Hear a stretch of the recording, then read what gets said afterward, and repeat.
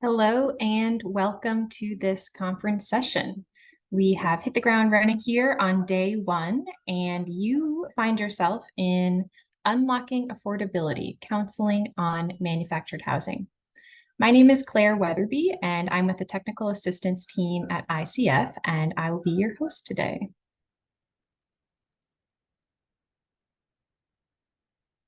You are all joined in listen-only mode, but there are a few ways to get in touch with us. First, you can use the chat box if you have any technical issues. So if you do, you'll just open that up and send your message to the host, and we will get you sorted out. If you have any questions related to the content of the presentation today, you can open up that Q&A box and put your questions in there. We will either try to answer them in writing or see if we have time at the end of the presentation to ask some of those questions to the presenters live on screen. I would like to welcome our moderator for today, Scott Ledford, who is going to introduce you to the topic and carry us on through. So Scott. Great, thanks, Claire. Hi, everybody. As Claire mentioned, I'm Scott Ledford, also with the ICF Technical Assistance team. I've been providing training and technical assistance for a variety of HUD offices for over 25 years now, but coming into the affordable housing and community development space with background and experience in affordable housing finance, affordable housing development, running affordable housing programs, and a variety of other fun things in the world. But I'm really pleased that we have a great panel of speakers for you today. So first I want to mention that I will mention their names here, but everybody will introduce themselves in more detail when they first come on screen. So we have Demetrius Ross joining us from HUD's Office of Manufactured Housing Programs. Mary O'Hara is joining us from the Resident-Owned Communities, or ROC USA. Catherine Peoples joining us from HPP Cares. Linda Marin from Come Dream, Come Build, or CDCB. And Claudia Kowalski also from CDCB. So thanks everybody for joining us today. Looking forward to a great conversation. So what we'll do in today's session is we'll have some remarks from HUD's Office of Manufactured Housing Programs. Then we will lay a little bit of a foundation for manufactured housing, what we mean by it, some of the terminology that you'll hear in this session. And then we're going to really spotlight the three programs that I mentioned, ROC USA, HPP Cares, and CDCB. So really looking forward to them sharing with you their experiences in this space. Then we'll cover a little bit of tools and resources that are out there for your additional use after the session. And then we will jump into some Q&A. So please be sure you do use the chat and Q&A boxes, as Claire mentioned, to share your questions. At this time, I'd like to invite Demetrius on the screen to introduce herself and give you some opening remarks. Okay, good afternoon, everyone. Greetings from the HUD Office of Manufactured Housing Programs. We like to call ourselves OMHP. My name is Demetrius Ross, and I am the Chief Core Advocate for the Office of Manufactured Housing Programs. Been with the office for about 8 years. Started out as a procurement analyst. I was drawn to the mission of manufactured housing, and I've been there ever since. And so I am very glad to be here today. I send you greetings on behalf of our administrator, Teresa Payne, and our deputy administrator, Jason Jury. I'm sure you probably have heard from them in the past. I want to give a special thank you to the Office of Housing Counseling for the opportunity to speak with you all today. Gatherings like these are so important as it presents an opportunity to share information, hopefully ignite housing counselors and others listening to persuade potential home buyers to consider manufactured homes as an affordable option, and continue to advocate for our program, because we do believe that manufactured housing is an affordable option. So our mission, real quick, our mission at OMHP is to protect, preserve, and promote quality, durability, safety, and affordability of manufactured homes throughout the United States. Our homes are built to which you'll hear more moving forward, the HUD code, or the Manufactured Housing Construction and Safety Act. There are about 146 manufactured home building facilities across the U.S. that build roughly 100,000 homes per year. So pretty large mission, a lot going on. Our office, though, is primarily responsible for the construction, installation, and safety segments of manufactured housing. And we do this through our HUD staff here at headquarters. We use contractor support. We have partnerships with various administrative agencies and private inspection agencies. And we partner with people like the Office of Housing Counseling, as you guys have a great impact in the areas of awareness. So affordability is such a great topic, such an appropriate topic to discuss during this time in our nation with an overwhelming need for affordable housing. In cities and towns across the nation, many are struggling to make ends meet, and the high cost of housing has been a big part of the problem, but we certainly believe that there is light at the end of the tunnel, and we strongly believe manufactured housing is part of the solution. So I wanted to share just some quick data facts from some consensus data and other federal data sources. More than 22 million people in America live in manufactured housing.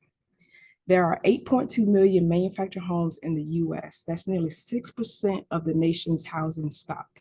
And we talk about affordability. Well, manufactured homes can cost half as much per square foot to build than site-built homes. And so the average cost is normally around a manufactured home is around 127,000 compared with 413,000 for a single family site-built home. So again, an affordable option for many Americans.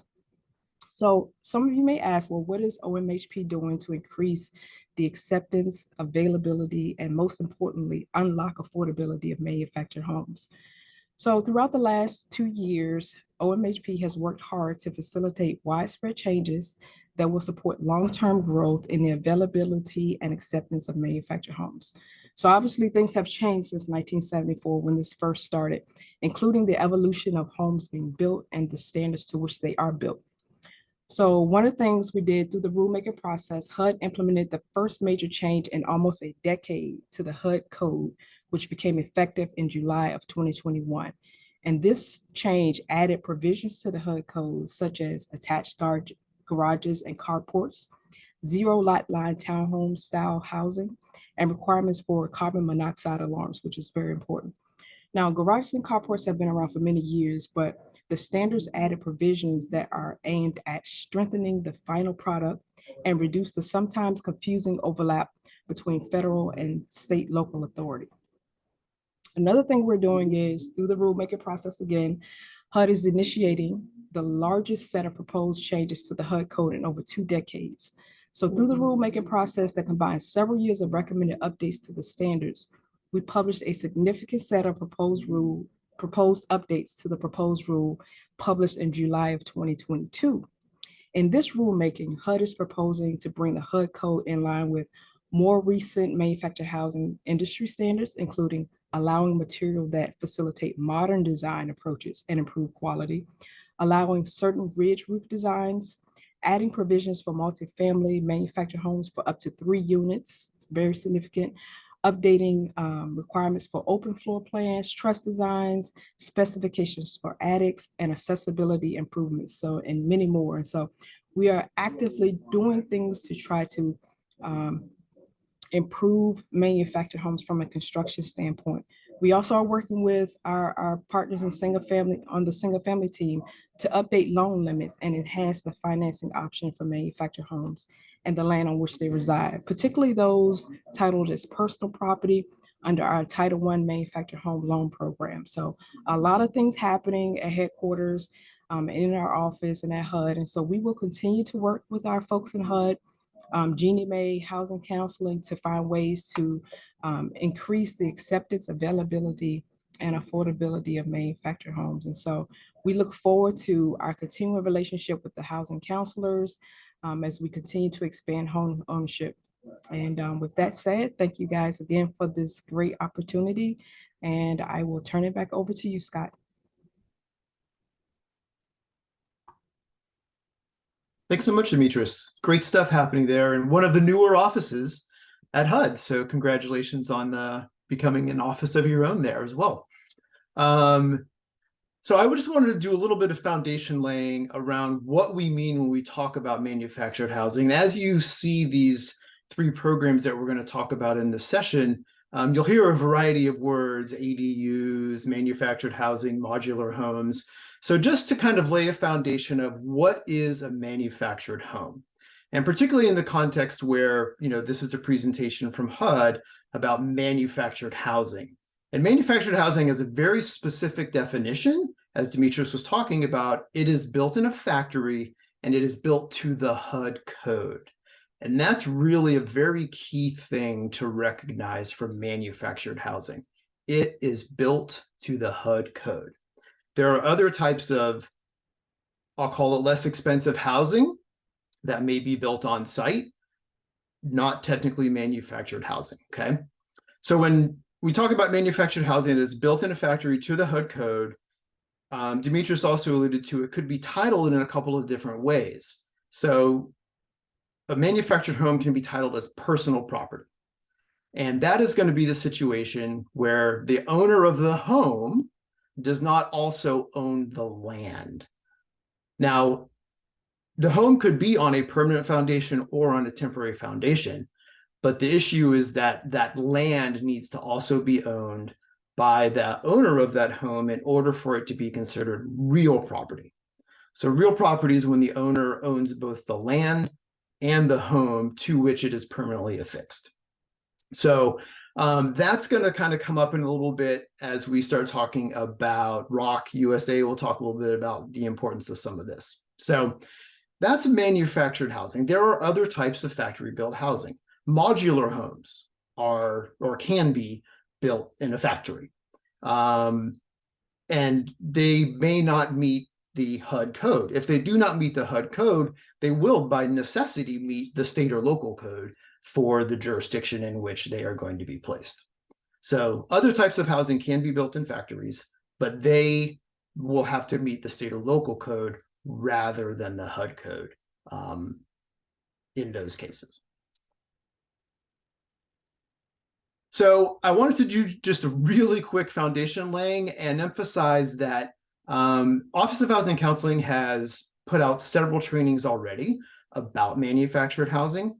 You might recognize some voices in some of those trainings. There's one about nuts and bolts of manufactured housing and also about providing counseling on manufactured housing options. So those are both available to you on the HUD Exchange. They are each 1-hour sessions. I'd encourage you, if you'd like to dig a little bit deeper into what is manufactured housing, I'd encourage you to go back and take a look at those. As part of those trainings, you'll see a list of handouts here that were also created. So manufactured housing quick tips was initiated as like, let's put together a one-pager. It's really hard to summarize manufactured housing in a one-pager, so I think it ends up being 4 or 5 pages. But it's very much intended to be a handout, and it's something that is quick and easy for you to read, have at your desk, even talk about, across the table with the housing counseling client if you needed to. Also, the guide to manufactured and other types of housing, and then financing a manufactured home purchase. So all of these handouts are online on the HUD Exchange available to you. And again, they're designed for quick reference and your use at your desk rather than watching a 1-hour webinar.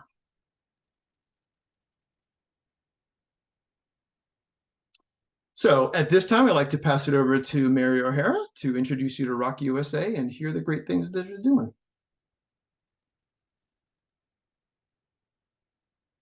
Mary? Yep. Good afternoon, everybody. Thank you so much, Scott and Demetrius and Claire, for having me here to talk about resident-owned communities. I greatly appreciate it. And I have to say that we're one of the biggest proponents of having a manufactured housing division at HUD and raising it up to the level of home ownership and rental housing.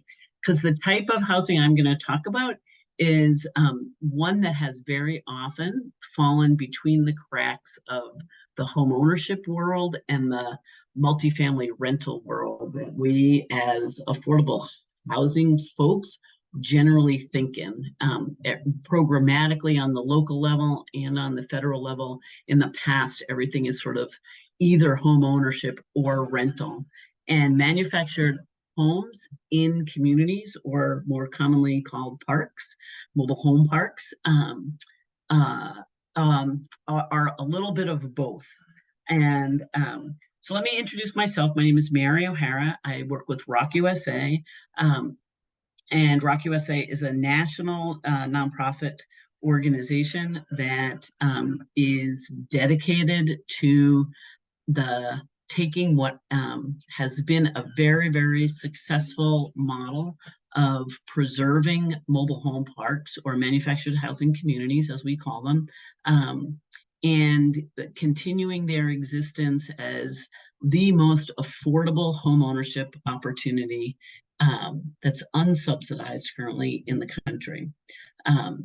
And we do this through a limited equity cooperative model. And I just want to say that it has been tremendously successful for over 40 years now. And we haven't had a single resident-owned community in 40 years make the decision to resell their community back onto the speculative housing market. So we can go to the next slide.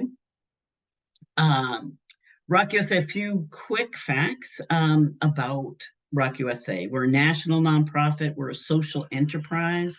We launched in 2008 with the sole purpose of advancing this model that had been very successful in New Hampshire of cooperative ownership of mobile home parks, and taking it across the country. It had not been replicated at scale. At that time, there was about less than 100 resident-owned communities in New Hampshire in the 80s, I want to say, about 89 or so in 2008. And we're now at 312 resident-owned communities in 21 states across the country. And we are working in all 50 states, or all 49 states, because there's no mobile home parks in Hawaii, unfortunately for me. We are a social enterprise, essentially an LLC that's governed by 4 national nonprofits.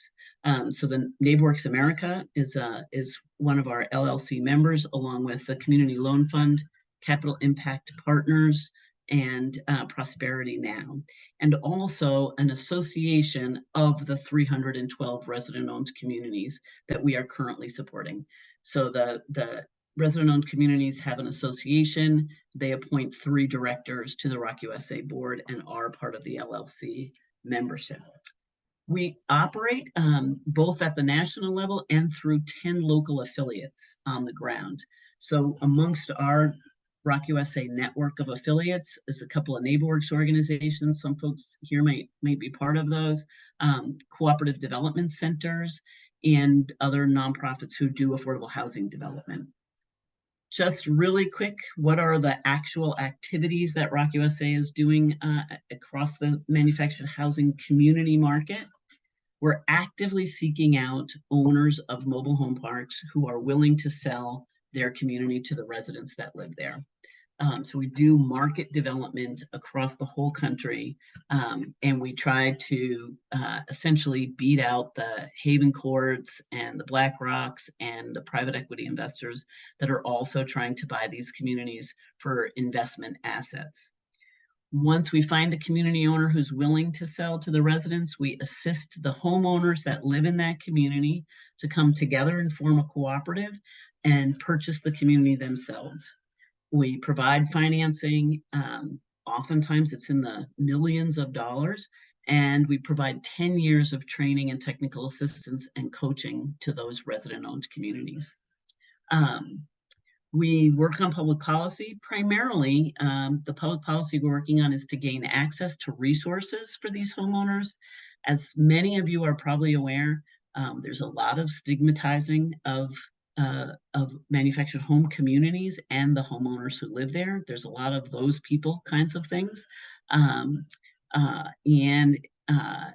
People say it's really the last bastion of acceptable discrimination is towards homeowners who own their home but live in a manufactured home community. So the public policy work that we do is essentially trying to break down those barriers and gain access for those homeowners to down payment assistance programs, to home financing. There's very little manufactured home financing available. The Title I program, for instance, of the 25 largest mortgage lenders in the US, only one of them is offering Title I mortgages right now. So the folks are generally either buying homes with cash only or doing some kind of family financing, accessing very high interest rate personal property loans, and often with no consumer protections. I know that for many, we could change slides here.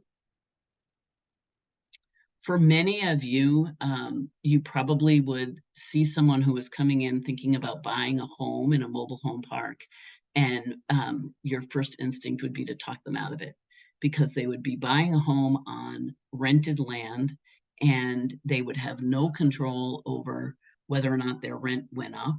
They likely would have a very hard time getting home financing. They likely would have no control over what condition the community was in. They likely would have no control over how the community rules are enforced. That's the benefits that resident ownership brings to homeowners in these communities.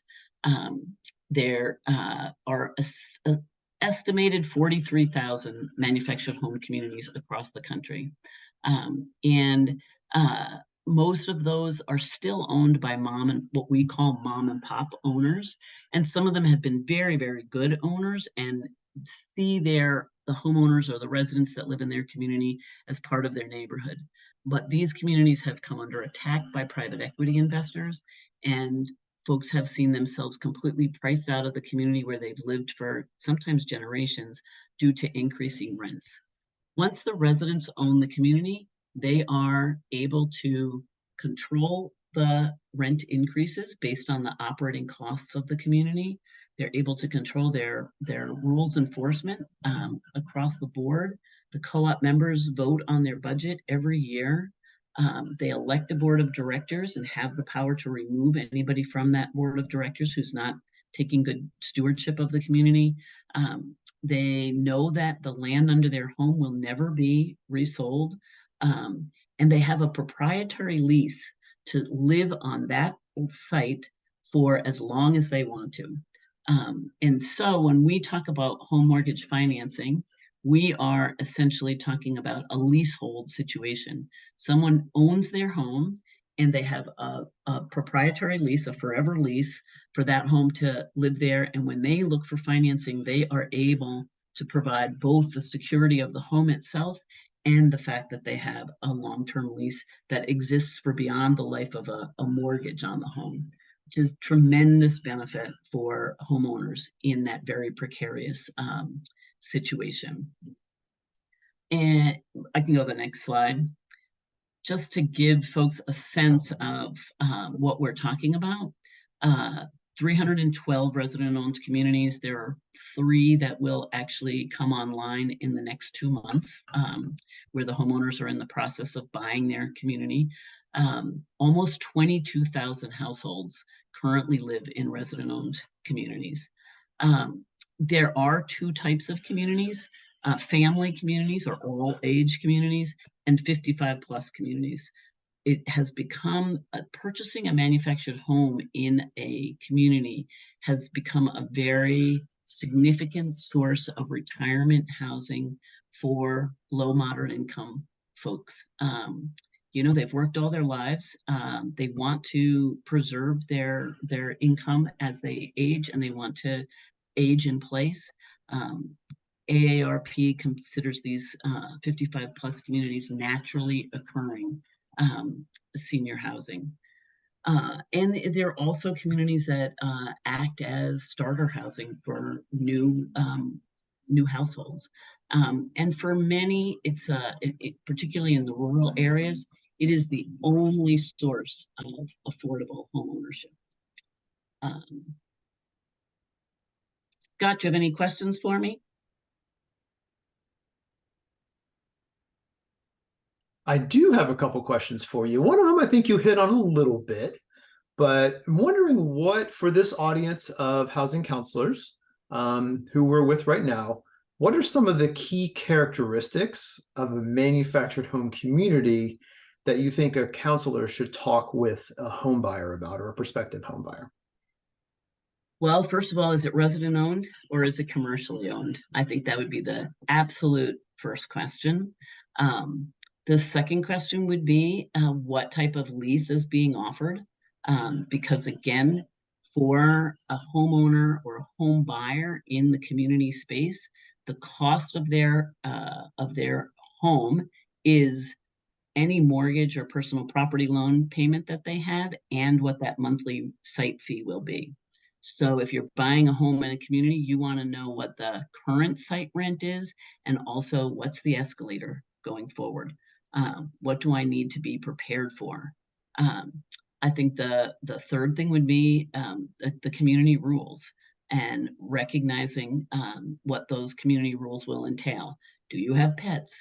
Do you need a garden? Do you have children? What's your parking situation? All of those become very important. And then the other aspects of the ground lease beyond the rent would also be a significant question that you would want to ask. Great. Well, wise words from someone who's been working in this space for a little while. Another quick question for you. Where could a current manufactured home owner go to for more information about whether their community that they live in could become a co-op? They can contact us at Rock USA, of course, through our website. And I know that our contact information is available at the end of the program. So please, no one should hesitate to contact Rock USA. We have an interactive map on our website. So if you do have a homeowner who can't afford any other home in their community and would really love to purchase in a resident-owned community, they can actually go on and interact with the map to see what rocks might be in their area. And we can put you in touch with anyone that is available, if it's our affiliate or other organization that is working with community owners in terms of selling their community to the homeowners. And we can do that directly out of Rock USA, and we do work with affiliates in 21 of the states that we're currently operating in. Great, thank you. And when you reach that 50th state in Hawaii, enjoy your trip. Yeah, I don't think it's going to happen, unfortunately. Fair enough. Well, thanks very much, Mary. I do want to move us along to our next presenter, Catherine. Catherine is on the ball there already on video, so I will let you take it away, introduce yourself, and we look forward to hearing from you. Wonderful. My name is Catherine Peoples. I'm the executive director and founder of HPP Cares. We are a HUD housing counseling agency out here in California, doing the good work of housing counseling. And we have, over the course of the last year, stepped into an arena that has catapulted our organization to substantial viral levels. And I'm excited to share with you some of the innovations in housing that our organization is doing. Next slide, please. And so just to reiterate, we are a 501c3 HUD approved. My staff is certified. We have certified HUD housing counselors. We have a team of realtors, and we have a team of construction people who are licensed to do the work. Our organization is funded strictly prior to this initiative that we've taken on, donation and grants. And our services consist of, pre-purchase, post-purchase, financial education, and the likes. I'm so excited to share with my peers an opportunity that many of us can step into as long as you put your players together. And so our organization was given the opportunity to step in and administer a large grant holding that the state of California had when it came to ADUs. I'll go ahead and go into the next slide, please. And so, as you know, California and many states have a tremendous housing crisis, and there's just not enough affordable housing. And so within the state of California, ADUs, which are accessory dwelling units basically has catapulted and created a solution to not only the housing crises, but an opportunity for affordable housing. So you say to yourself, if many of you are not sure or aware of the term ADU, an ADU is what is known as like a granny flat or potentially a converted garage, basement. Some people even have them in their attics, where you basically are able to create a housing setting in a certain square foot in order to either rent that out or to house a loved one. That is what an ADU is. Next slide, please. And so there are tremendous benefits to homeowners, the like, if they were to add an ADU to their property. There would be opportunities for potentially extra income to offset monthly expenses. There's an opportunity to house a loved one instead of placing a parent, an elder parent or a grandparent into senior living. You're able to care for them at the existing property by simply adding this additional square footage or converting unused space into a housing layout according to building safety and planning. There is also an exponential opportunity for there to be a benefit of additional wealth. By adding an extra 100, 200, or 300, or possibly 1,200 square feet to your existing parcel, you're able to increase the equity and value in your property. So it's immediate. This product and opportunity is just catapulted, obviously, through the state of California, and many other states are jumping on it. Next slide, please. And so here is an example of the types of ADUs. They have detached, which would be detached from the existing parcel. They have attached, which is actually connected to the existing property. And then again, as I alluded to, the interior conversions, where you could do what is known as a junior ADU by placing it in the attic or possibly in the basement. And then obviously the garage conversion. So as you can see, you're seeing the different types of ways to utilize unused space in order to create a source of income and to house a loved one. Next slide. Here is also a sample of the different types of ADU building that is existing in the state of California.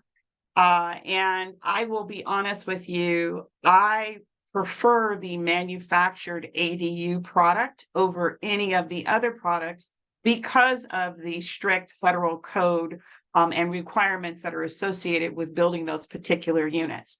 Plus the price points are a lot inexpensive opposed to a site-built location. So the first image that you see is an option for an ADU. It would be a site-built, and it in turn would create a longer turn time in order to have that particular unit be put into use. Whereas modular prefab and manufactured units, which are the middle and the one to the right, are a little bit quicker turn times. But again, I would prefer, if you are going to start to support families and households, that you look into the manufactured products opposed the modular and prefab units.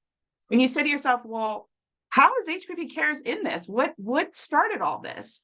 And I will tell you, our organization as a whole was looking for different ways to create a source of income for our agency. As many of us know, we all are receiving donations and, we're fighting for grants and at a very competitive rate. And I wanted to step into a space that was not as saturated and started looking into what was at the time tiny homes in Northern California.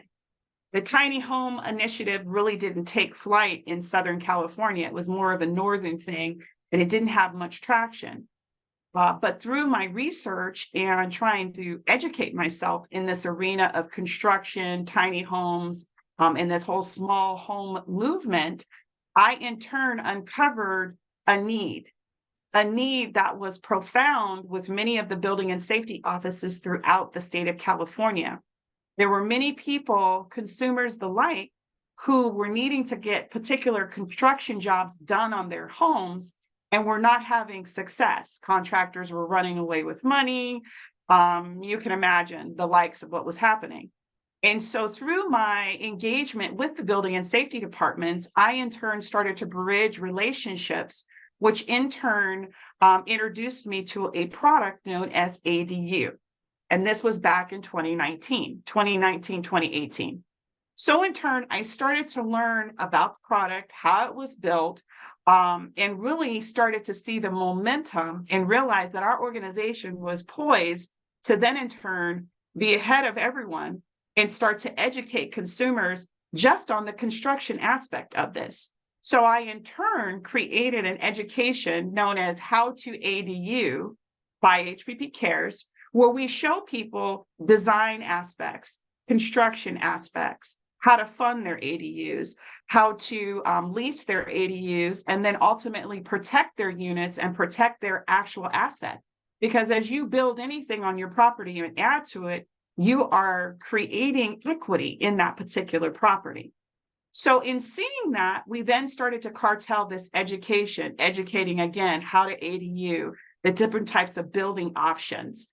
And it really started to gravitate as everyone was having a woke moment, as they would say in the state, realizing, wow, we've got so many homeless people and not enough housing. Next slide. So with that said, our organization began to put and be the guru and the resources for people to take the education. And we were doing it for free for the state. The state had rolled out a $25 million grant program that ultimately went to $1 million. And they couldn't realize why they were not getting any traction on that product. The providers at the time were mortgage companies. And many people, because interest rates started to hike up and the uncertainty of doing construction, were a little nervous about participating in the grant. And with any type of funding, if you don't use it, you lose it. So the state reached out and said, we're very happy with the classes that you're teaching. We enjoy your enthusiasm and your interest. And I will say the basis of just us being HUD certified counselors is really the basis for all of this. And they said, you know what, hey, can you start to potentially administer some of the grant funding? So we in turn pulled all of our resources together and we said, yeah, we'll take a shot at it. TikTok is an amazing thing. So for anyone who is out there looking to start a program like this in your state, definitely get connected to many of the TikTokers who can help you in your state go viral. We became a provider with the state program. And in turn, within weeks, we administered almost 900 grants for the entire state of California for people to add additional housing, for them to have it for an elder loved one, or just needing to create a source of income for their households. And so our organization has ultimately become the A to Z, taking consumers from putting the design together, putting the plans together, getting the financing and the construction. And I'm just showing you an example of some of the work that we've put together where we provide this information during counseling sessions for consumers who are on the fence about doing a manufactured home versus modular, prefab, and then stick build. So we are actually, the state of California is pretty much ADU resource center, as well as administering per household $40,000 ADU grant funds. And I cannot stress the fact that, again, glean on your social media superstars that are out there to help you go viral.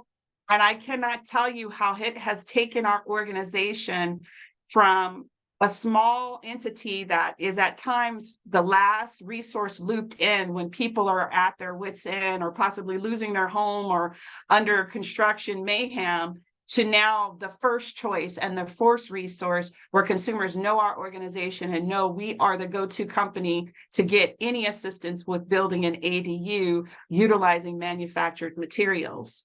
And so again, take a screenshot of this as you all start to look at your programs and create a source of longevity. Because I tell you, before we had started this program, I was a little concerned. Now that we have this program, it has opened up not only opportunities for us to step into the arena of speaking engagements, but we're also being asked to administer other grant fund opportunities. And if an organization like myself, with not a lot of, computer savvy and social media, is able to catapult our organization to now the first choice where people are looking to build an ADU. And now they're also looking to us to do manufactured housing in infilled lots. We have created and reinvented our organization to now carry us for the next 10, 20 years in addressing the housing crises. Next slide, please. I also want to speak to the fact that our organization, not at this time, is offering the financing component. We are in the process of hopefully getting that CDFI designation when that opportunity presents itself. But with our particular program, we have partnered with peers and the likes. Many banks need to have opportunities to present to communities of color and LMI census. And so our organization partners at this time, but we are in the process of creating a financing vehicle that also is another source of income for our organization, again, to sustain longevity. So we're not questioning how we're going to keep our doors open. Next slide, please. I am going to make it short and sweet. I hope you enjoyed this session. I hope you had the opportunity to see what an organization, just a down home organization, doing just a little research and realizing there's a niche for us to step into. We have basically, over the course of the year, built an organization that in turn can maintain itself without grants and donations, and we're able to create and address the housing crisis within our state of California, whether it's an ADU, tiny home, or if in fact it is creating homeownership opportunities through manufactured housing. Great. Thanks so much, Catherine. You're welcome. In case everybody else can't see the passion in her voice about this. Great. Catherine, I do have a question for you, but I want to actually hold it until we get to the Q&A. So I can give Linda and Claudia the floor for a little while, and they can do their presentation about CDCB. I'll sit. And there were a few questions coming in the Q&A, if you wanted to just take a look at this as well. All right, Linda and Claudia, the floor is yours. Please do a quick introduction and let's see what you got.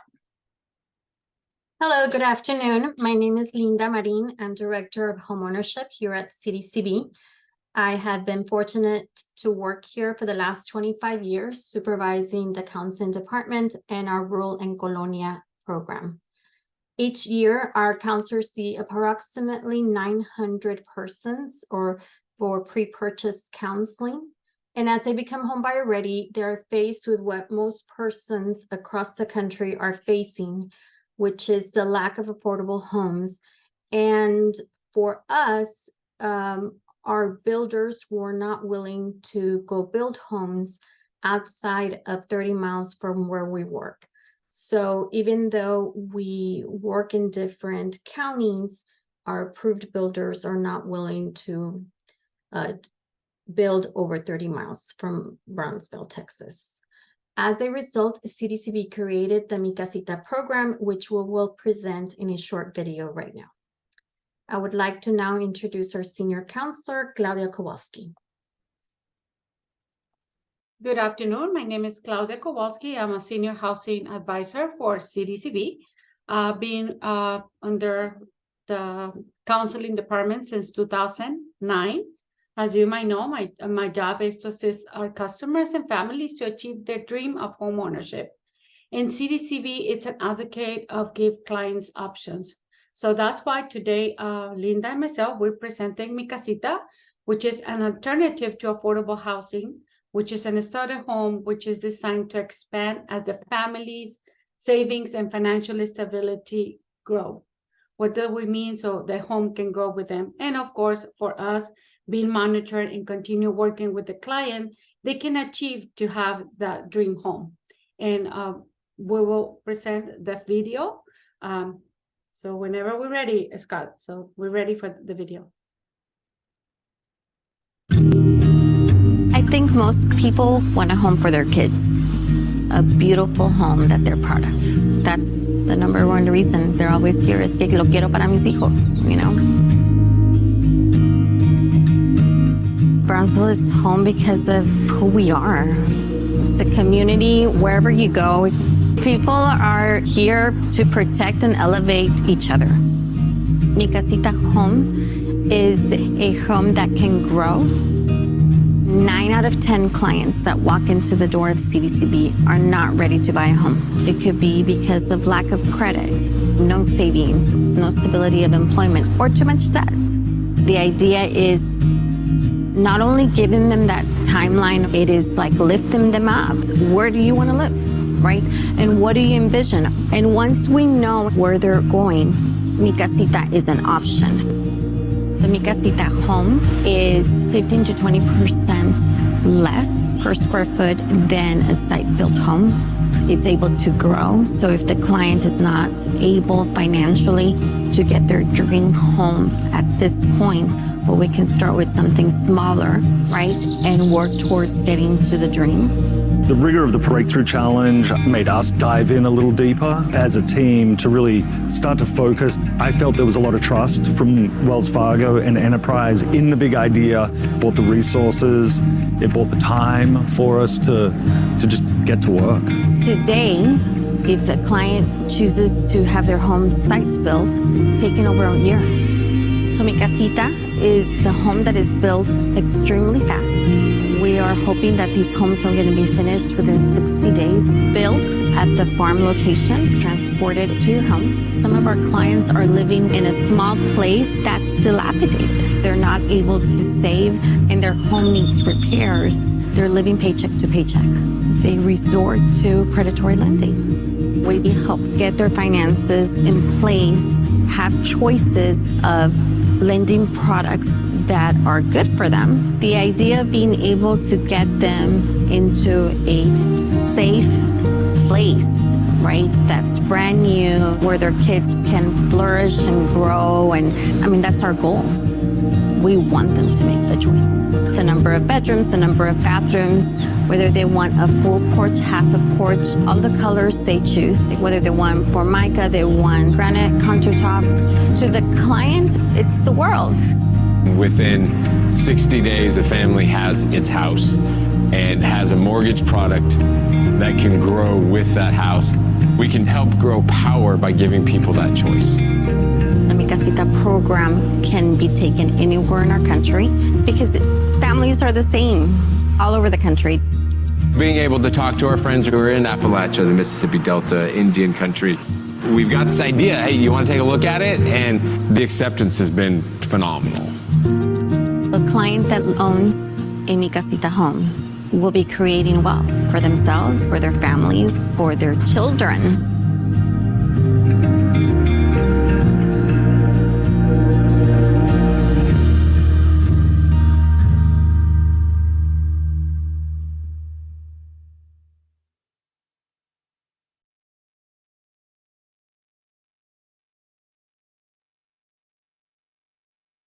Great, thanks for sharing that video. Linda, Claudia, anything you want to add to that? Or can I ask you a couple questions? Yes, of course. So what are some of the things that you would, when you're sitting with a housing counseling client, what are some of the things that you would want to talk with a housing counseling client about when they're considering this kind of thing, such as like land purchasing, how do they find or finance land, as well as the home, et cetera? So, CDCB, first of all, some of our clients come and they're already owners of the land, right? That's one pool of clients, or but the other, I don't know, 80% do not own their own property. CDCB has 8 to 9 different subdivisions across 3 counties. So we own a lot of property, right, where the client can build this Mi Casita home. So as they're talking to the counselors, the question is, where do they want to live, right? Where do they envision it? Whether it's on their own property, then if they don't have it, do they want an existing home that's already in the market, or do they want a new home, right? If they want to build a home, then at that point, you know, they go over all the subdivisions that we own, and then they get the chance to be able to purchase the house and the land from us. Great.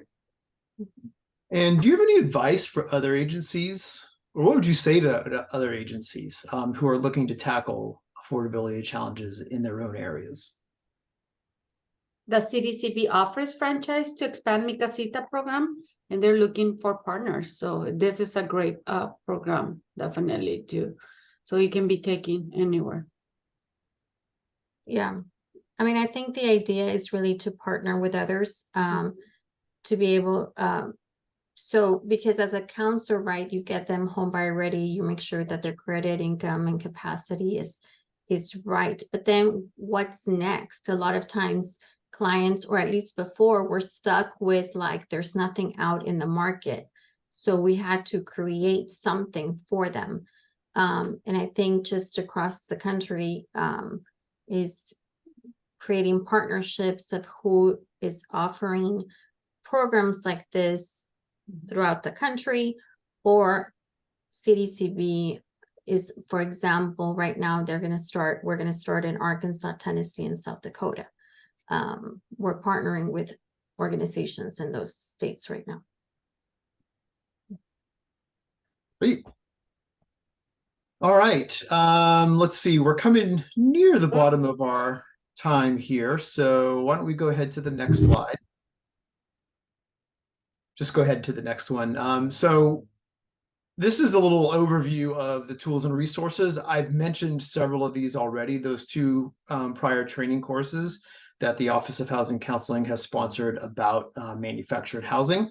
So I encourage you to take a look at those if you want some more nuts and bolts on manufactured housing. Again, all of those resources, the top three of them were on the previous slide, where you have the guide to manufactured housing and other housing types. Really helps to kind of break down the conversation around ADUs, and tiny homes were mentioned as well, and manufactured housing and mobile homes. So that really kind of lays a whole bunch of that out for you in a very succinct way. And then again, I mentioned the manufactured housing quick tips will give you a great background and understanding. It gets into all types of financing issues, land ownership issues, etc., that can really help to ground your understanding of manufactured housing and some of the issues that have been talked about here today. And then another one around financing and manufactured home purchase. We also wanted to include some resources from some other organizations as well. So Next Step US has a resource page. They were a participant in a previous webinar. We also have some information from the Joint Center for Housing Studies from Harvard, as well as a piece from Berkeley about the ADU construction financing.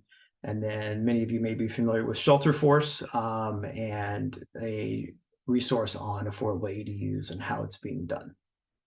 So those are all available to you. These slides are available. I think I saw in the Q&A somewhere, but these slides are available to you right now on the HUD Exchange, and all of those are active links. So you can just go right to any of those resources that sound of interest. So we also have featured some resources from our friends who were presenting today from Rock USA, HPP Cares, and CDCB. And again, just a huge thanks to all of you for your passion, your energy, and really pushing the envelope on some of these things and sharing this with everybody in the audience as well. And now we have time for some Q&A. I've seen a lot of things flying in the Q&A, and I know there's a lot going on in there. So Claire, I'm going to ask you if you could in a moment. Catherine came on screen right away, and she knows I have a question for her that's outstanding from her presentation. So you talked about a lot of great things in your presentation, Catherine. How is it that you build your staff's knowledge and expertise in this kind of new foray that you went into? And are there certain qualifications or designations that they need to have? You know, thank you for the question. And yes, I'm very passionate about this extremely. A, it keeps our doors open. B, I'm able to create jobs for folks. And C, I'm answering the housing crisis in the state of California. Those are my main reasons for doing this. With regard to the education, you know, immediately as a woman of color, I'm immediately attacked thinking that, oh, you're just a random housing counseling agency. You can't have the team that you have in play. And I would have to say immediately, if you're looking to get into this arena, you need to make sure you attack and go to all the trade courses for construction. If you're getting into construction, I'm short of getting my construction license, so that you can answer those questions, because immediately you are going to be put to task. Oh, you're just a housing counselor stepping into arena. Oh, she probably just has partners. No, we actually have staff that are licensed to do the work that we do. So I say key, get everyone trained. Make sure everyone on your team has taken and understands the HUD housing counseling aspect of it, because at the end of that, that is our core. And I will tell you, it's the best foundation that I've ever had, because it's helped me move into these arena, because you look at, assess the situation, you triage, you create an action plan, and you execute. So that's what HUD has given us as a good foundation. And then from there, you just grow. Great. So I also want to invite Linda, thanks for staying on. Claudia, Demetrius, if you want to go ahead and come back on video. And Claire, I'll see if we have any questions coming from the Q&A box. Yeah, we definitely do. And so there's a lot of questions that are specifically about each of your programs. I think folks are really excited to hear all of these different approaches. So we've got a couple from Mi Casita. One is whether it's a sweat equity program, and also I think that in the video, it mentions that the house grows with the family. So what does that mean? How does that work? Yes, so the sweat equity is not a requirement. They don't have to help build the home. We do have a USDA 523 grant, which is a self-help program, right, where they would get the sweat equity. We actually had USDA approve the Mi Casita program because part of the house is built at the manufacturing site, which we call the farm. So since they have to participate in 65% of the construction of the home, we had to get it approved so that the families are only building at the actual location of where the house will be placed and attached. So if they choose and they're in a rural area, then yes, they can participate in the self-help program. And then when we talk about the house growing, for example, when they design the house, let's say, for example, that they only qualify today for, I'm inventing numbers, but let's say $100,000, and they're only able to purchase today the land and a 1-bedroom, 1-bath, living room and kitchen, right? So that's what we call the core. But they really wanted a 2-2 or a 3-1 or something to that aspect, right? So the idea is that it gets to wherever you see a window, that could be a change to a door, because if you notice, in the video there was like Legos. Another box can be attached. So our design since the beginning is designed for what they really want. So if they really want the 2-2 or the 3-1 or the 4-2, it's designed that way. Financing, they might not qualify for it today, so they're going to close on this loan today on what they can afford. But later on, let's say, I don't know, in 3 years, 4 years, or whatever amount of years, if their financial situation changes that they can now afford to add another room, then we would add another room, and it's already designed so that it gets attached to the house. It sounds, I'm not sure how else to explain it. It sounds strange, but it's kind of like it's kind of like Legos, but so that's why in each window is really a door that's going to be able to be added. And I think I saw a question regarding homebuyer education. And yes, so most of our clients, I would say 90% of our clients receive some sort of down payment assistance. The majority are either local, through the city of Brownsville, Federal Home Loan Bank, the state TDHCA. And so they are required to attend our 8-hour homebuyer education class.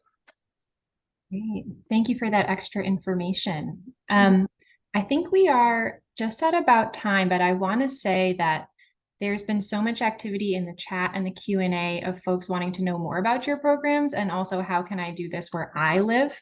So I just want to plug that in the slides, we have links to all of your websites.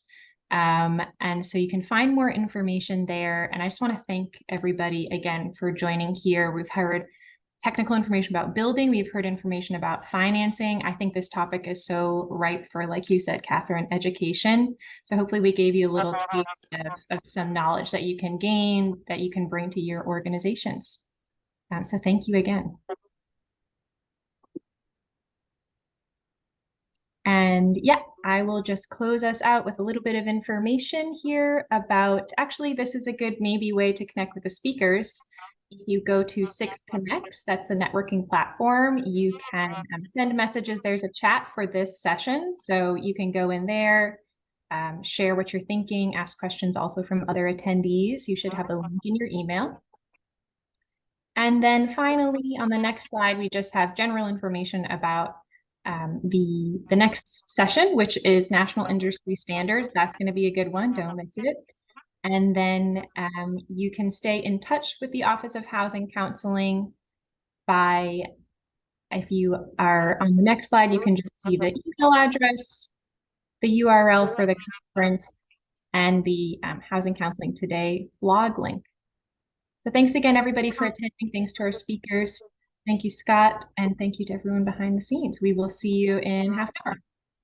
Thanks, everybody.